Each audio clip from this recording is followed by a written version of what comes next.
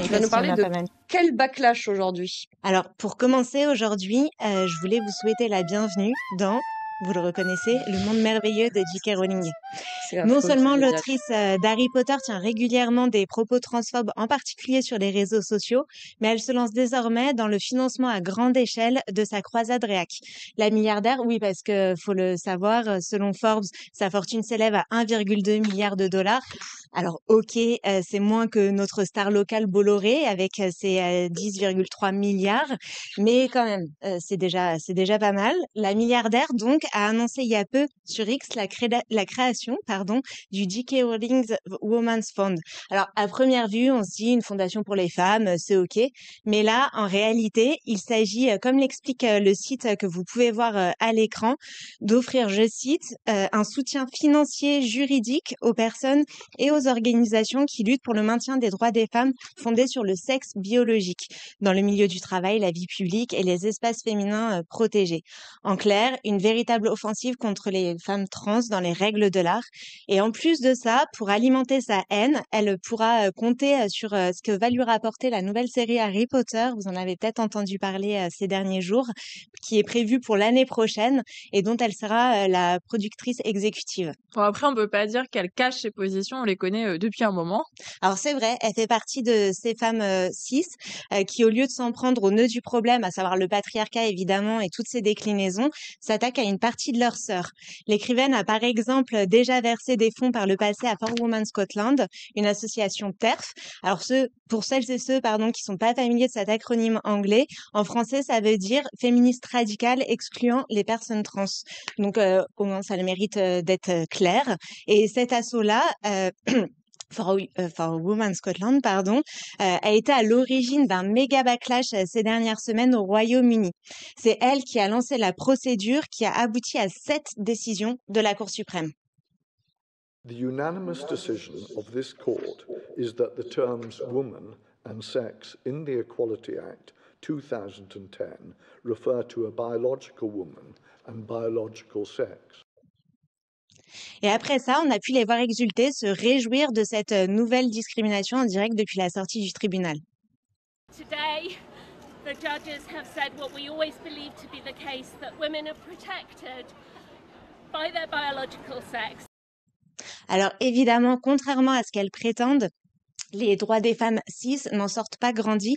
Au contraire, le backlash est généralisé. Un exemple, au Royaume-Uni, celles qui ont fait une fausse couche ont désormais la joie de voir leur appart ou leur téléphone potentiellement fouillé par la police pour voir s'il ne s'agirait pas d'une IVG clandestine. Quand je vous parle d'un monde merveilleux. Oui, malheureusement, le backlash actuel dépasse largement les frontières britanniques. Alors bien sûr, effectivement, il y a le chef d'orchestre de l'international fasciste qui est en train de se constituer. Je veux bien entendu parler de Donald Trump, qui avant même d'arriver à la Maison-Blanche avait promis ça. On l'écoute.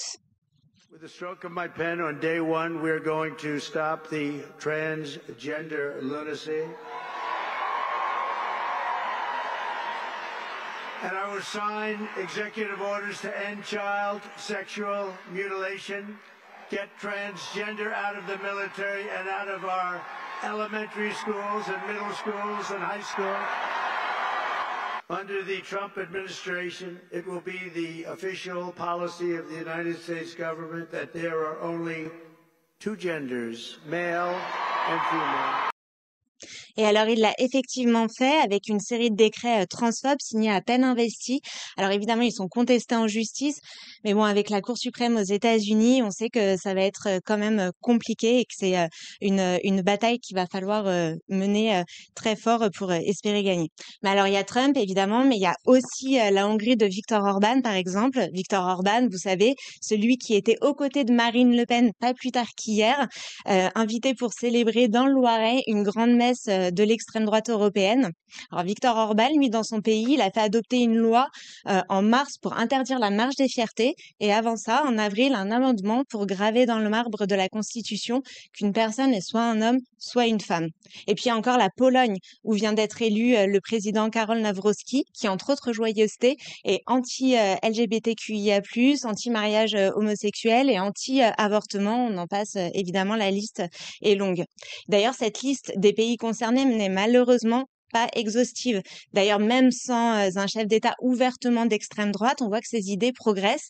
En France, par exemple, juste avant la dissolution du Sénat, la dissolution l'année dernière, le Sénat a par exemple voté une loi transphobe sur la transition de genre des mineurs. Et alors, à chaque fois, c'est la même logique. Un rejet de toutes celles et ceux qui ne s'inscrivent pas dans la norme cis et hétéro érigée en données naturelles, soi-disant, pour mieux imposer évidemment les injustices et surfer pour ça sur une peur irrationnelle qui alimente la haine et réciproquement. Bon, on note quand même qu'il y a des petites poches de riposte, de révolte par-ci par-là. Ouais, heureusement, et ça fait plaisir. Et d'ailleurs, elle marque même des points ces derniers temps, comme avec la pétition citoyenne européenne visant à interdire les thérapies de conversion, qui a atteint mi-mai le million de signatures dans plus de 7 pays membres. C'était les conditions nécessaires pour qu'elle puisse être étudiée par les eurodéputés, ce qui sera donc le cas.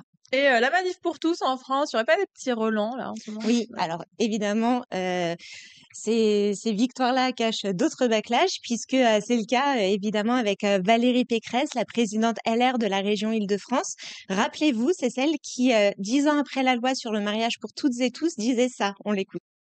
On pouvait être contre le mariage gay en 2012 et pas être homophobe. Bon, bah alors là, on est d'accord, évidemment. On a juste envie de lui répondre, bah non, en fait. Et puis en plus, depuis, il n'y a pas eu de déclic, hein. Aujourd'hui, elle a trouvé un prétexte pour incriminer la marche des fiertés qui doit avoir lieu à Paris le 28 juin. Voilà le message, vous pouvez le voir à l'écran, qu'elle a posté sur X pour justifier que la subvention de la région LR ne sera pas versée. Alors je vous le lis. La région Île-de-France, qui a contribué à la sécurisation de la marche, refuse d'être associée à cette affiche qui incite à la violence avec son cadavre renversé. Bon, clairement, tout ce qui est métaphorique, c'est pas son truc à Valérie Pécresse, parce que bon, le personnage en question incarne les réacs suprémacistes de toute la planète avec une croix celtique bien visible. Ouais, il y avait un petit indice quand même, Un Valérie. petit indice Je quand pense même. que là. Alors bien sûr, après Valérie Pécresse et même un petit peu avant, toute la fachosphère a embrayé, et pas que. La ministre à l'égalité Aurore Berger a en moins de 2 livré un message du même tonneau avec le même genre de condamnation. Mais cette affiche, nous, à l'Humanité, on l'a publiée en une la semaine dernière et on en est fiers. En dernière page, on a aussi publié l'appel pour la marche, dont je vais vous lire un petit extrait.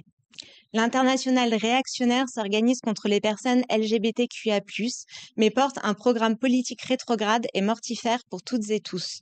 En agitant la peur de l'autre et en œuvrant à la division de la société, le camp réactionnaire ne provoquera que guerre, destruction des systèmes de solidarité, destruction de la démocratie et destruction de tous les droits conquis par les minorités.